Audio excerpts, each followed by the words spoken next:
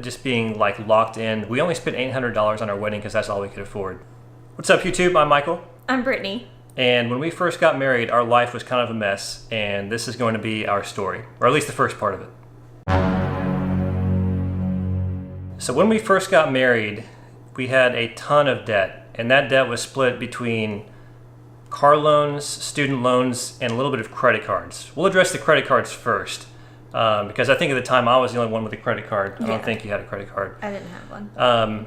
I think I had like $500 of credit card debt, and that was a mix between gasoline, which I paid off every month, and like maybe a few medical bills. That was the smallest of our debts. The next highest was car loans. We both had a car loan. My car loan was $22,500. That's how much I owed for my car when Brittany and I got married. And I don't know how I was approved for that loan, because at the time when I first got that, it was a Toyota Prius, and I liked the car. Didn't accelerate all that quickly, but the gas mileage was amazing. But at the time that I got approved for the loan, I was earning like $1,000 a month because I was in college. I was working part-time, and the car payment was like $400 something a month. And anyways, that's another story. But yeah, that was my side of the car debt. And then Brittany's side of the car debt, she had about $4,500. Yeah, it was $4,500 by the time we got married, and I was paying off some before we got married. So before that, I think it was closer to about $8,000. And I had a Toyota Corolla, and I really don't know how I was approved for it either, but because I was in school and I was not making that much money, probably because my parents co-signed on the loan. That's probably why I was approved for it.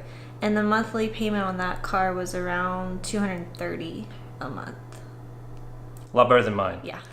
So in total, we had $28,000 in car loans. Yeah. When we first got married, actually this was a few months before we first got married. So we were engaged for what, like a year and a half? Yeah. About a year and a half.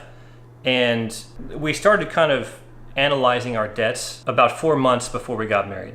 Yeah. And so all these numbers were about 4 months before we got married, where we were very much still in the stages of planning our marriage or planning our wedding and all that. But student loans is the highest by far. It was bad. Of all of our debts. And I'll let Brittany start this one. Yeah. She had the most of it.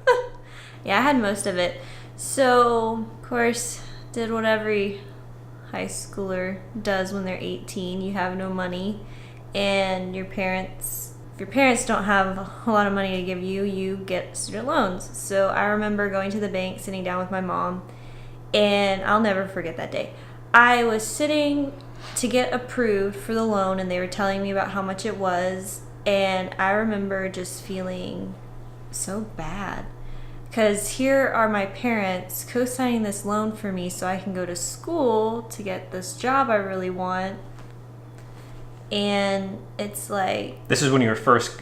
Yeah. Before you even started college? Yeah, this was even before I started college. We were sitting down in the bank and going over everything. And it was like... For that first semester was around $5,000, which now isn't so bad. But I just remember thinking to myself, this is wrong. This can't be how you do it. And you went through with it anyway. I went through with it anyways because I trusted my parents. I was like, okay, I guess this is how you do it. Yeah. And that snowballed into the next semester, another 8, the next semester, another 10. And then by the time I was done with a 4-year degree, I had $80,000 in student loan debt. I mean, she got a good education. I did. Very good. It was very good, but it was not... Was it worth the 80? It wasn't worth the 80. Because I could have gone to a cheaper school looking back on it and saved and probably only had half the debt I had at the time. And really, if I could, I would have worked a lot more, so I wouldn't have had that much debt. So Brittany had 80,000. I had just under 5 at the time that we got married. It's like 4,800 or something. we'll just round it off at an even 5. So I was fortunate enough to get Pell Grants and the Hope Scholarship and a couple of other scholarships. But my formal education is all over the map, and I was in school a lot longer than a normal person would be to get a bachelor's degree. And eventually my scholarships ran out and I had to start paying for college on my own. And at that time, that's when I started racking up student loans. And for me, it only took a semester to realize this, since I really didn't know what I wanted to do with my life. And I had just been I felt like I was going in circles for a while. I was only in college 1 or 2 semesters while taking out student loans. So I didn't accumulate all that much, fortunately. But mine still ended up being about $5,000. So needless to say, while Brittany and I were planning our wedding and all the fun stuff that goes along with that, we were also thinking about all of this debt that we had to pay off. And in total, look at my phone here because I have all these numbers on my phone. Yeah. $80,000 in student loans between the two of us, or 85. Car loans were like $27,000, $28,000. Credit cards, about $500.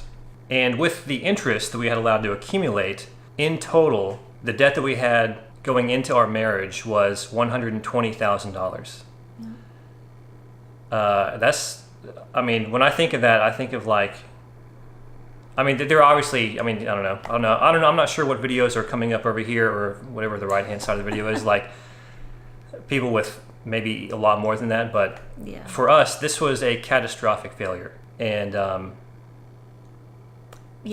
we felt overwhelmed and smothered. It was just not a good place, a good feeling.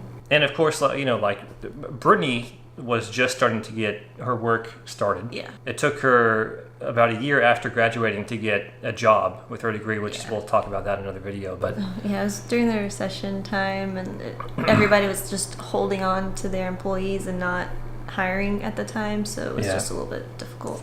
And I was self-employed. The company I was working for kind of moved directions, and I had an opportunity to stay with them, and I still kind of did, but at the same time I kind of formed my own business and was just starting to get that off the ground. So neither of us were earning all that much money.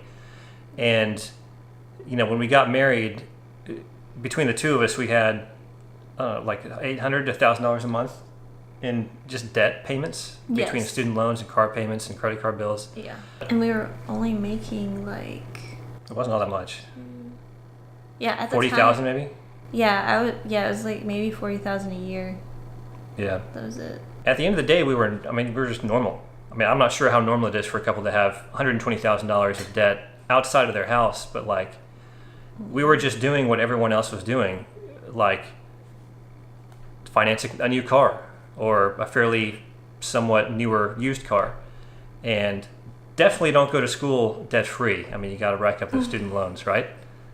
At least that's what we believed. And so that's what we did. And we came out of the other end of all that normal, but broke and miserable. This is how we got into the situation that we were in when we first got married, of not having any money at the end of the month, just being locked in. We only spent $800 on our wedding because that's all we could afford. Yep. $800. Still, the best moment of my life, but yeah, it was good. $800. We didn't have all that much wiggle room because we were broke. Yeah, and we made sure we were really frugal about it. We picked the place that looked at least decent for the rental price, and instead of a weekend, we did a weekday, which of course I know limited who could go, but we tried to do it later in the evening. We did lots of things to try and cut down the cost. Even I had a friend who catered the wedding, and my dad took photos for us. Yeah, and we just tried to save where we could. And I remember I bought wholesale flowers so I could make the bridesmaids bouquets, and then they used that as the centerpiece on the table. We were just trying to be as resourceful as we could, and that's how we were able to only spend $800, and it was still a really good wedding. But that's kind of the situation that we were in. You hear stories of people spending tens of thousands of dollars on their wedding. Yeah. We could barely afford $1,000. Yeah. And we didn't even go up to that much. Yeah. And we just spent it with cash because at that point we were no more debt. So that's kind of the story of how we got to be $120,000 in debt around the time we got married. And the next video, or one of the next videos we make, will be kind of our story about how we paid off all of that and how we are now debt free. So thank you for watching. I know this video was kind of long, but I appreciate it. If you made it to the end and you enjoyed it, please give us a thumbs up. It helps out tremendously with the YouTube algorithm. And we'll see you guys next time. Bye.